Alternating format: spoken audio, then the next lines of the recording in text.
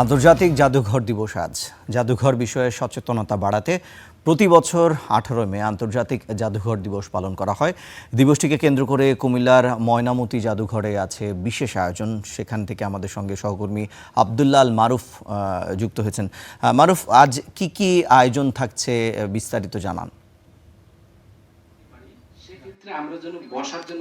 কুমিল্লায় যে জাদুঘর দিবসের আন্তর্জাতিক জাদুঘর দিবস, এই দিবসকে উপলক্ষে কুমিল্লার বলা চলে যে আজ সকাল থেকেই নানান আয়োজন করেছে কুমিল্লার ময়নামতি জাদুঘর কর্তৃপক্ষ। এবং আমরা সকালে যখন এসেছিলাম আমরা দেখেছি যে এই যে কাস্টোডিয়ানের কার্যালয় থেকে আঞ্চলিক কার্যালয় পর্যন্ত র্যালি করেছে তারা, এবং আজকে একটি বিশেষ আয়োজন করেছে এই কারাগারের যে কর্তৃপক্ষ, তারা তাদের পক্ষ থেকে, এই যে জাদুঘর কর্তৃপক্ষ তাদের পক্ষ থেকে এটি একটি ভিন্ন রকম আয়োজন। আমরা এখানে এসে জেনেছি যেটি যে আজকে যে একটি আলোচনা সভা রাখা হয়েছে, এবং সেই আলোচনা সভায় মূলত এই যে জাদুঘরে যারা কাজ করছেন তাদের নিয়ে, তারা যেন যারা দর্শনার্থীরা আসবেন তাদের শৃঙ্খলা বোধ, তাদের কিভাবে সেবা দেওয়া যায়, সেবার মান কিভাবে আরো উন্নত করা যায়, সেই বিষয়ে তাদের মূল্যায়ন করে একটি আলোচনা সভার আয়োজন করা হয়েছে। তার সঙ্গে আমরা দেখেছি যে এই যে যিনি জাদুঘরের কাস্টোডিয়ান, তিনি যে